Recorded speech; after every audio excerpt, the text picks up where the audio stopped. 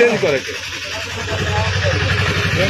हम लोग अभी खेसारी जी के घर पर हैं, यानी रसूलपुर चट्टी, और राधे श्याम रसिया और साथ में खेसारी जी के पिताजी हैं और आशीर्वाद ले रहे हैं जबरदस्त तरीके से। बाबा आशीर्वाद। हाँ आशीर्वाद देता नहीं। राधे श्याम रसिया बेटा बड़ी चलता फिरता, पर पहले रहे अब तो ये भूलिया गई में झंझट में है।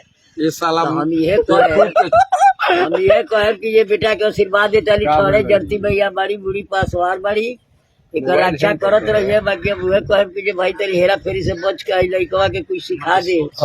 लड़कवा आगे के उल्टी बात हो तो आगे हिल जाओ। ये बढ़िया बेचारा कलाकार है, अभी तरी कलाकार ना हो। बाकी अभी मेरा बेचारा अपने आप के जो है पता ना दिमाग में काम है ना। राधे श्याम भाई भाई अब कुछ कह लो। अरे भैया हे में बना था नो। हो गई। देखिए राधे श्याम रसिया और साथ में हम लोग पहुंचे हैं, यानी लगातार आशीर्वाद दे रहे हैं खेसारी जी के पिताजी राधे श्याम रसिया के, कि फिर एक बार फिर हल्ला हो जाए राधे श्याम रसिया के। क्या कहते हैं? हल्ला होना चाहिए नो। तारा जैसे आदमी रही तो हल्ला ना हुई। हल्ला होना चाहिए, क्योंकि राधे श्याम रसिया सुपरस्टार है। सुपरस्टार है, लगातार यानी आशीर्वाद लेने के लिए आए हैं। यानी फोकस करो यार, लगातार फोकस करो। क्या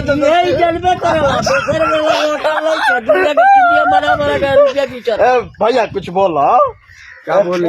अरे बोलो, आज कैसन लागल? चाचा जी से मिलके काफी दिन से आशीर्वाद मिलल, बोले के चाहिए नो। हाँ, तोरो संगे बहुत बढ़िया लगा।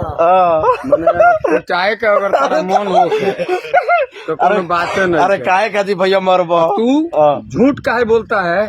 बोलता है आरती न्यूज, उल्टे में बोलता है कि लॉलीपॉप का उसका जन्मदिन है और तू मनाने जा रहे हो। अरे मेरा जन्मदिन है दादा, झूठ बोल रहा है हमसे। मेरा जन्मदिन है। मोबाइल है। अच्छा ये बताइए, हेलो बढ़िया हो। हमारा जैसन भाई कहा हो जाएगा ना। पागल हो जाता है। तू लाइसेंस लग घूमा करो। कौन लाइसेंस? कोनो लाइसेंस? लॉलीपॉप के जन्मदिन तू जाकर मनावे देवरिया में। अपने मेहरारू को मनावो। ओकर काहे मनइबो? गाड़ी में दम होखे नु, अपने मेहरारू को मना के दिखाओ। हां, आई देखो लाइसेंस देखो। जो हमके पूरा बिहार राज्य के अध्यक्ष वाले यहाँ के बिहार समता पार्टी के अध्यक्ष बनी। समता पार्टी के अध्यक्ष बनी हमारे भैया राधे श्याम भैया, और आशीर्वाद खूब मिले रही और लगातार हम लोग प्रयास कर रहे हैं। गोड़ लगा भैया भैया भैया भैया भैया भैया गोड़ कहा यार तू पार सलाम प्रणाम कॉलन दो। अरे फिर ऐसा सीन में बात खराब